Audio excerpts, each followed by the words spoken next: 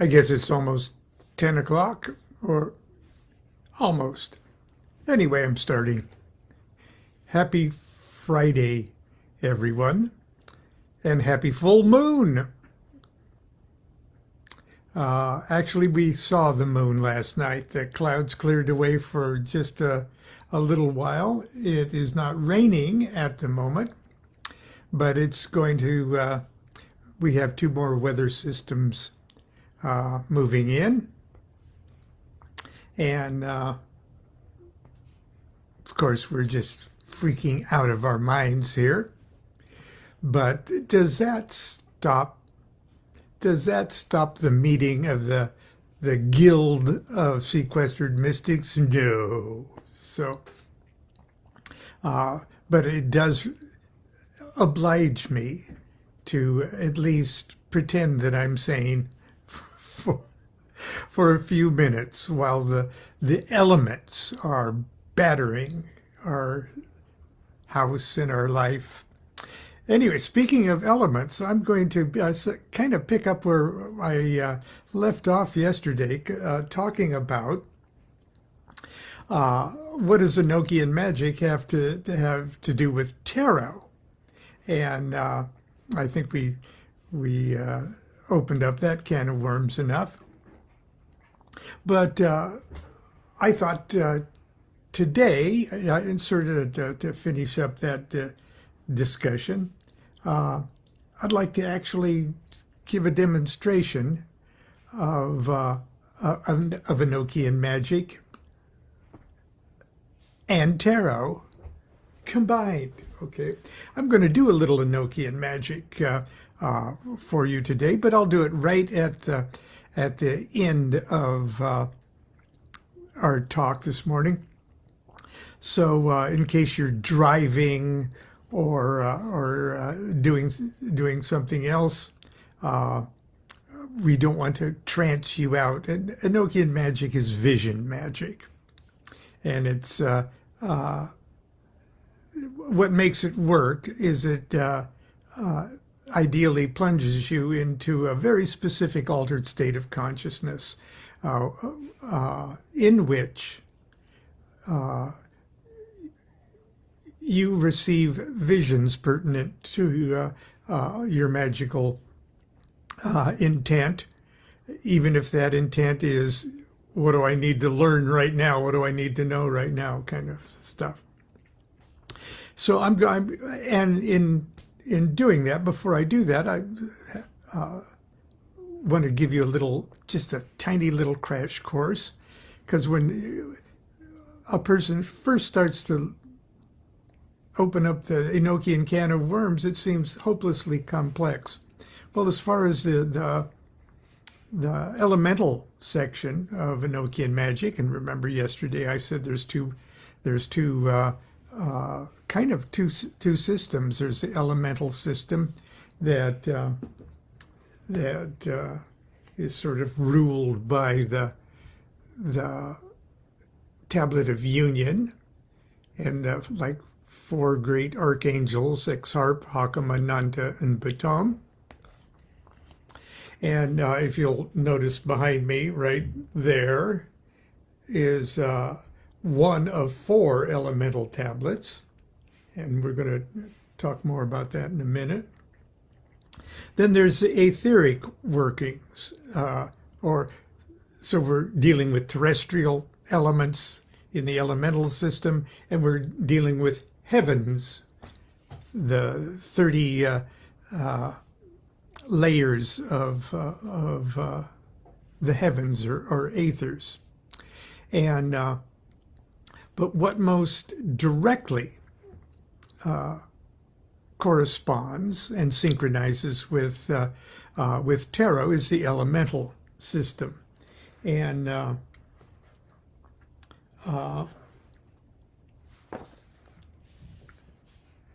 this lady right here, I put her on the cover of this book because she's the most magical of the elemental mysteries in tarot, the Princess of Discs.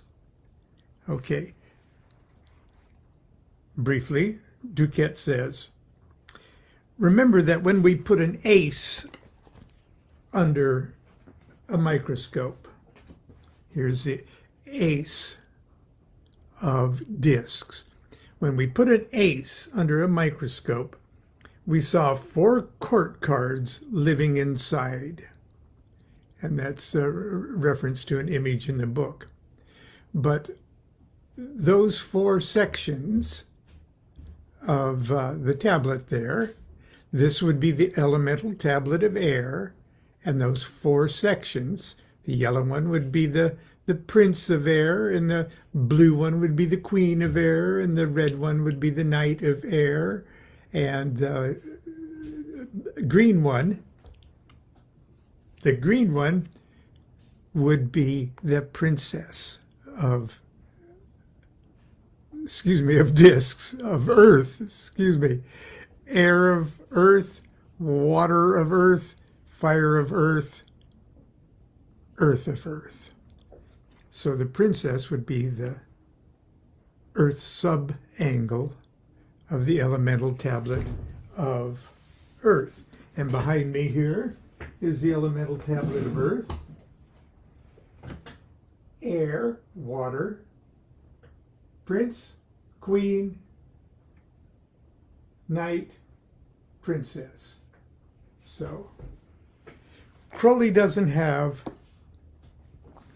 that information on the cards themselves, but what that information represents are in every tarot deck. So, but the tarot ceremonial magic, because I'm very lazy, I just put it all right there on the card itself. That's the ace of discs. That's the elemental tablet of earth, which is that. That's a close-up of this. I'll get it down and show you in a minute. And then the princess would be that green section right there. See where it says Osank on the top, and the cross says Arbiz, Abalpt and Arbiz. Okay, those are angel names. As a matter of fact, each one of those squares, the O in Osank is an angel in itself, with its own little job to do in the universe. An angel with a 1-letter name. And the C is an angel too, with a 1-letter name. But put the OC together, that's also one angel with more complex qualities and more complex duties. So that earth of earth is shown in close-up. That's called the subangle, earth of earth, in the princess of discs. Okay, there's the tattva symbol of earth. See that T? That T comes right off of the tablet of union. See how they're colored? This is this third row right here. That's the ace of discs. And that's the archangel of earth, if you will, Nanta. And the earth of earth letter, earth of earth square, is right there. See, it's green on one side, green on the other. Earth of earth. That's an angelic letter, T. Now, in the Enochian system, there's all sorts of ways to isolate and invoke specific angels themselves in order to literally, it's like their phone number. Each one has an address and phone number. And and a way for you to ring them up. And part of that ringing up process is singing, if you will, or reciting, if you will, in their own language, specific calls designed, theoretically, designed to activate those very specific levels of universal consciousness and to attune yourself to the same. So I'm going to, when the Golden Dawn, when the adepts of the Golden Dawn sort of got a hold of this material in its raw form, that's the 1580 something series of diaries, Edward Kelly and John Dee. They more or less, the Golden Dawn adepts, more or less put two and two together that hadn't actually been put together as logically before. Okay, so we're actually talking about the raw material for Enochian magic coming from Dee and Kelly in the 1580s, but the development of the system and the use of it, the application of the material, we have to credit the Golden Dawn. And later, Crowley picked up the Golden Dawn application of the system and just got the ball and ran with it farther than they ever did in their few short years. So the Golden Dawn had a whole kind of system that used all the other stuff that they were using to Kabbalistic magic and things like that to like open up a temple environment to do this Enochian material, and incorporating pentagrams and invoking pentagrams and classic Kabbalistic names and words. Not that that isn't appropriate, but it was something that was never hinted that it would be necessary in the original Dee and Kelly material. Nevertheless, it couldn't hurt, because what they came up with as far as procedures for temple openings and getting yourself in the groovy mood to perform this was all very sound, good Hermetic magic. So, what if you got some hint of some kind, maybe in a tarot divination that you did for yourself, or had other reasons to want to get in touch with what the Princess of Discs represents to you at this moment in your spiritual life. And you would like to sort of set the stage for invoking a vision, or evoking a magician, a vision that would give you some kind of clue. What if you just had an angel that you could talk to, an angel with a name, an angel who you had some weird idea of where this angel fits into the entire universal scheme of things? An angel that you had at least some idea, if only in your own imagination, of who its boss was, who was the angel above that, who were the main characters in the angels universe that you could say, he told me to call you, he told me to call you, he said it's okay for me to call you, kind of thing. What if you had a burning desire to actually contact that angel representing, at least in your mind at that moment, the spiritual forces embodied in the Princess of Discs? what would you do? What would you do to begin with? That question has been asked from time immemorial, and the answer has always been the same for thousands of years. Get DuQuette's Tarot of Ceremonial Magic and just look it up. Princess of Discs. If you don't have the cards or even want the cards, that's okay. But you really should have this book if you're into tarot at all. Princess of the Echoing Hills, Rose of the Palace of Earth, Earth of Earth.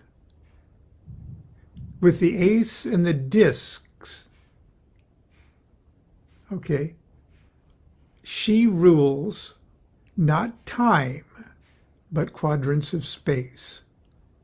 The Aries, Taurus, see, fixed Earth, Aries, Taurus,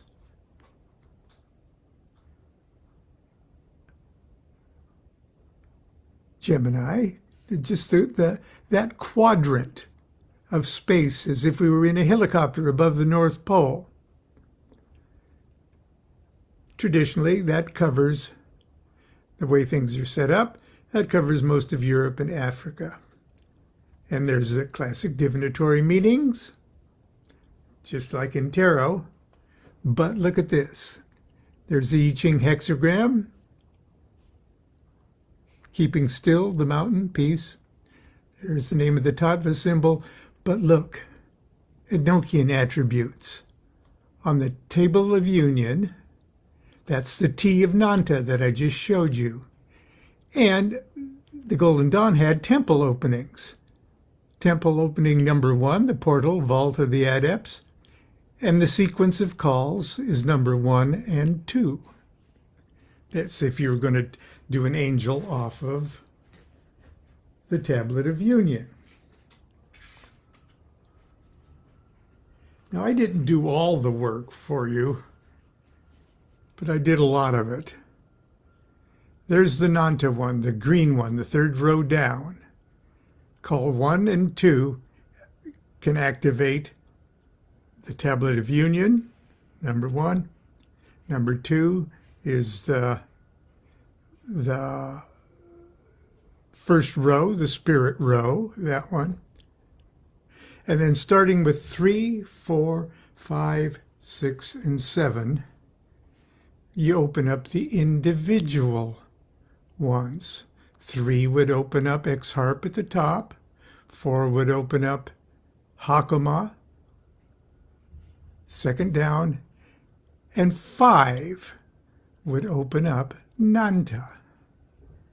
So you would recite number 5. Call number 5 would also open up the native subangle of this. The native subangle, of course, is Earth of Earth. So one call, one short little Enochian call, triggers her. And if you're in the right frame of mind, opens up at least a brief period of time, as if you took a very mild Prince of Discs or Princess of Discs drug, gives you a small Princess of Discs hallucination that you take good notes on. That's kind of how the system works. Now, I actually give the Golden Dawn procedures, which calls they used and things like that. But before I leave that page, I want you to see that there's a hierarchy of the subangles.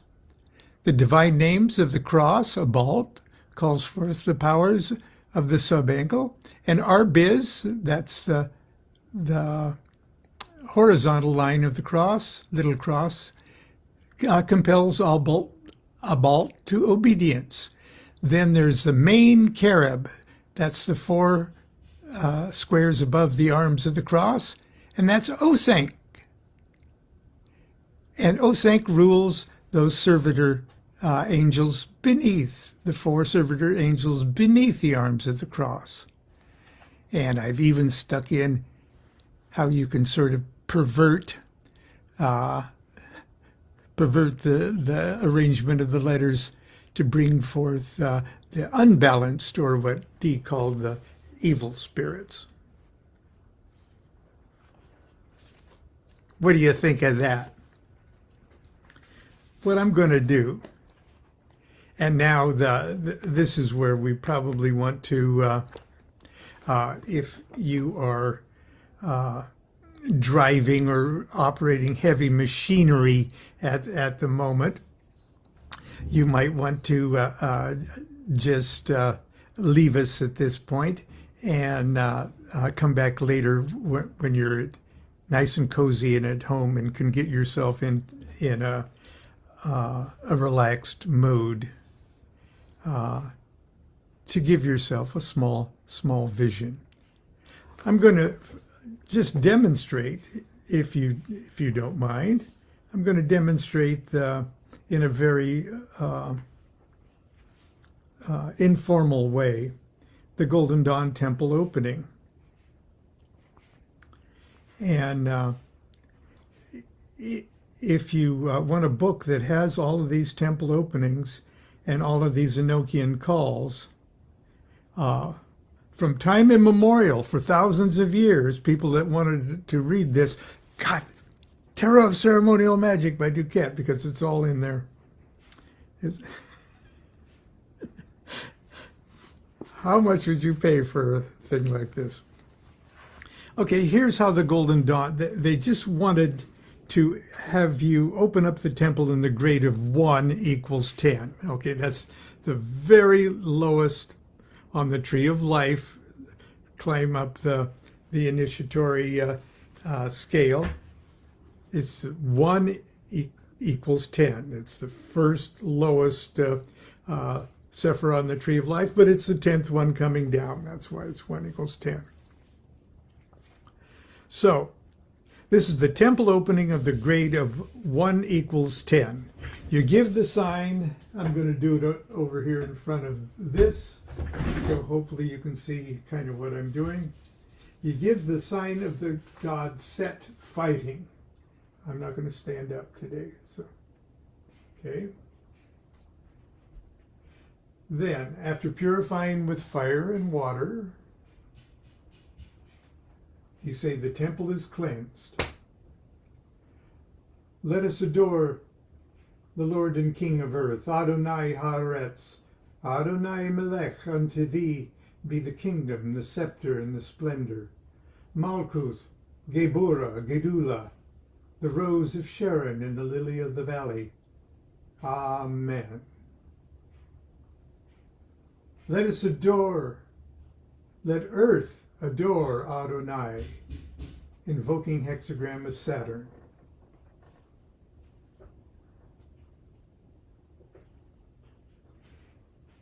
Invoking pentagram of Spirit passive.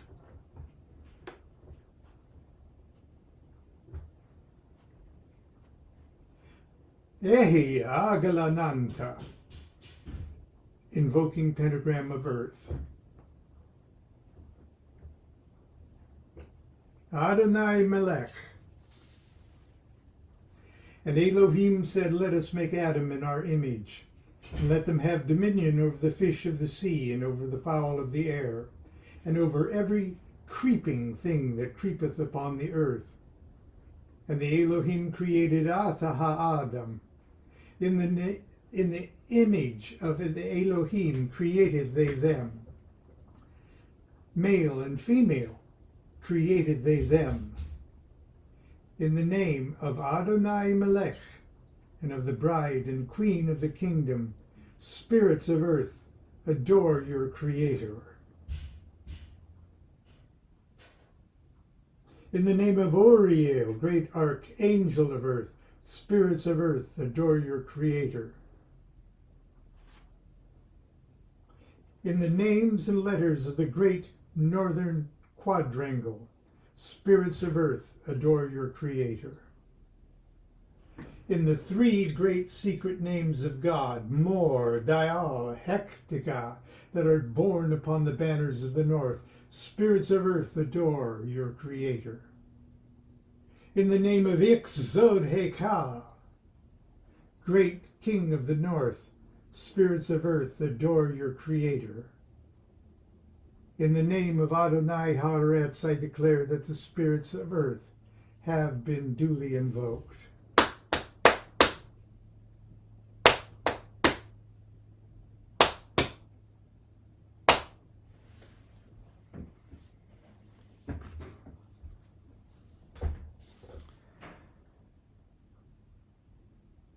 Sapa zimai didiun od noas taquonus adroch, dordval caos od fans peripsol tablior, casaram amiz pinazarthaf, od lugarzis apsliza, caosi totorgji, od Zacchaeus asiech, el taviu od iodhild diasubar peoal, soba cormfa kistala urz od cosb.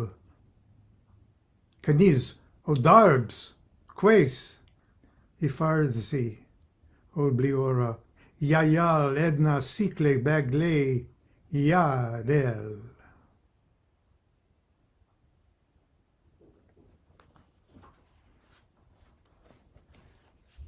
Ol venu od zakam. Ilsge.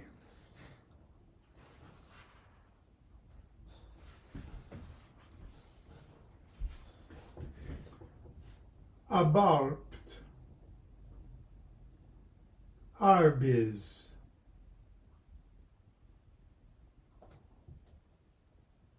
O sanct. Ol venu od zakam ilsge. O sanct.